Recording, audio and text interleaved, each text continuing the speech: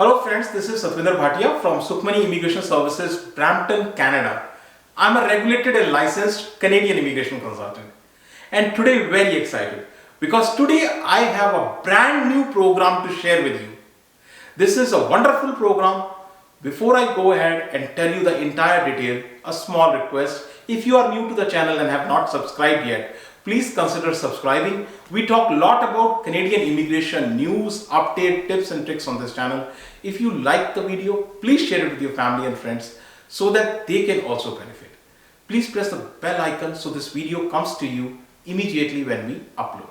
So without further delay, let's move on to a very important, brand new program. And this is a new program, and believe me, this is wonderful. This program is, first of all, it has no CRS requirement. CRS, so many guys get so much bogged down with CRS. So it doesn't have CRS, no CRS requirement. No ECA is required, no PNP fee, and no degree is required. Only 1 year experience is required, and CLB 4 or 5, either 4 or 5. When we hear IELTS, you know what? Most of the people get tremors. Here only CLB 4 is required. And age, 21 to 55 is the age requirement. Lastly, even the lower jobs, lower knock code or lower tier code jobs, tier 5 are also acceptable. So what is this program? This is a brand new PNP program launched just 2 or 3 days back by Nova Scotia. Nova Scotia launched a critical construction worker program. This is a pilot program launched just 2 or 3 days back, and this program is from Nova Scotia. Now you will ask me, where is Nova Scotia? Sometimes people do ask.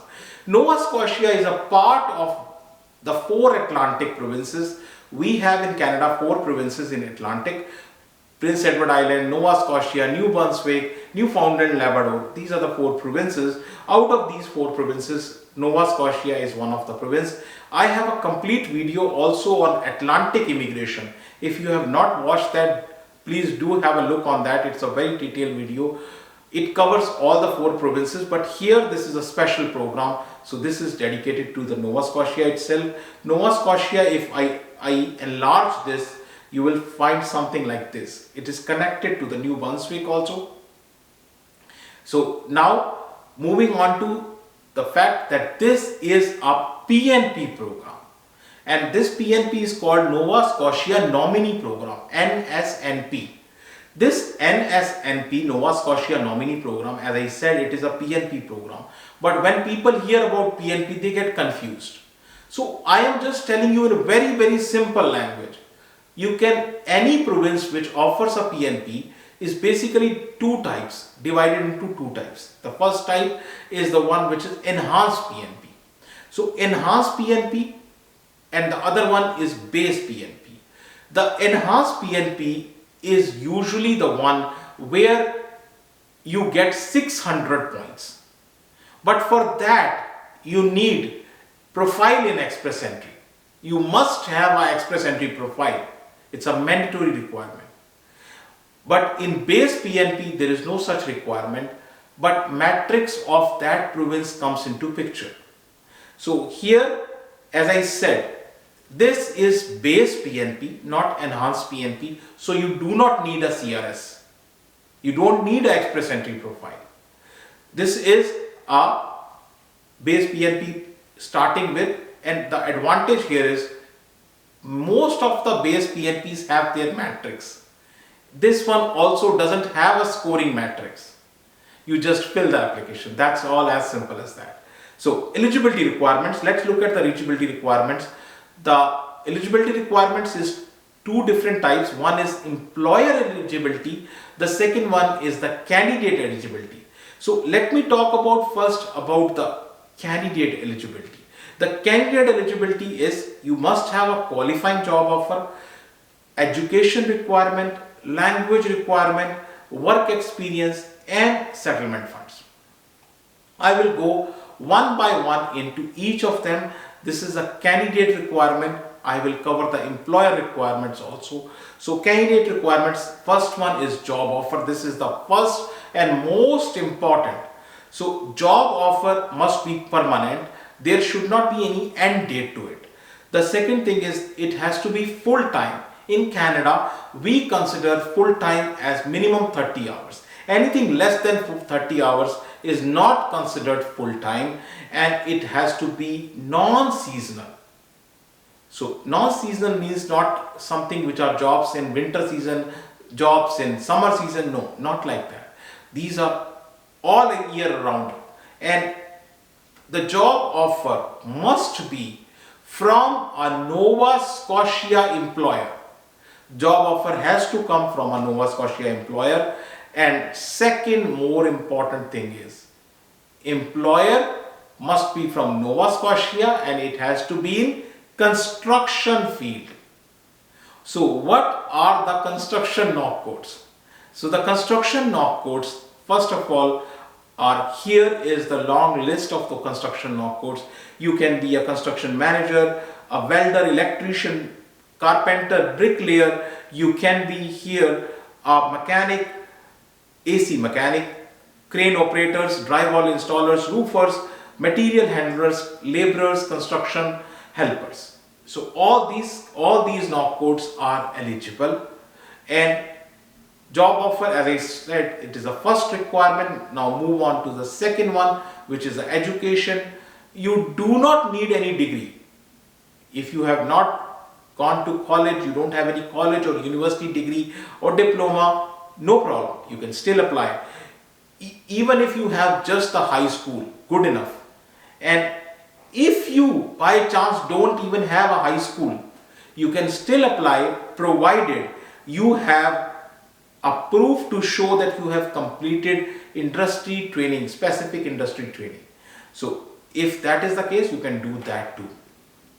Now moving on to the third thing, which is language requirements. IELTS is one of the biggest challenge I have seen, which is causing people not to come to Canada. So here very low, just 4 or 5, CLB 4 or 5 depending upon the type of the job you will be doing, and the tier which you will be doing if you are in 0, 1, 2 and 3. If you are in tier 0, 1, 2 and 3, then CLB 5 is required. If you are in tier 4 or 5, tier 4, 5 example laborers, construction helpers, material handlers. So very simple, they can also do that, and for them CLB 4, just CLB 4. Now when we say CLB 4, what is the meaning of CLB 4? So CLB 4, if we translate in terms of the IELTS, you just need 4 in listening, 3.5, just 3.5 in reading, 4 in writing, 4 in speaking. You can do self-pip also. So these are the two choices. Now moving on to the second, the fourth, which is the work experience. So you just need 1 year of work experience. That's all. There is no condition put in that you should have in last 2 years, last 5 years. No, just 1 year of work experience. And moving on to the fifth, which is settlement funds. So basically settlement fund is a money you need to support you and your family when you come in Canada and you start living in Canada. The settlement fund depends upon the size of your family. So if the size is bigger, then you need more money. But if the size is smaller, then you need less money. So settlement funds, these are the requirements for the candidate. Employer also has some requirements. The employer requirement is that, first of all, employer must be operating in Nova Scotia for last 2 years. So if somebody is new, they just started their operation, no, they cannot apply. And employer must not be defaulter. If employer has already certain kind of question marks on them, they cannot apply. And employer needs to fill a form which is called NSNP 200 form. I will show you what form that exactly is required. This is a screenshot of the form NSNP 200 employer information form you need to fill. So these are the employer requirements. Now let's look at the process. The process is straight up very simple. All you need to do is fill the form and submit the application. So then if you meet the criteria, then you will get a nomination certificate. Once you get a nomination certificate, you can apply PR with IRCC. So submit your PR application with IRCC. Straight up simple process, no complications. And now you will ask, what is the fee? So fee is $0. $0 PNP fee. Let me clarify once again. PNP fee is $0, but there are other fees. So PNP fee, most of the provinces, they charge 1,500, 2,000, 2,500, depend upon which type of PNP. Ontario, for example, charges 1,500. So PNP fee is there. Additional fees can be there, like biometric fee, like translation fee, or language test fee, PCC fee, whatever. But PNP fee is not there. Your application fee to the IRCC will be also there, but no PNP fee. That is a big saving. So that is all in terms of this entire program. And once again, if you need to talk more about your case, you can book an appointment with us. Our address, email ID, phone number, everything is located right here with you. Very important thing. If you have still not subscribed to the channel, please consider subscribing. Our team puts lots of effort to bring all this information to you. And thank you very much for watching the video.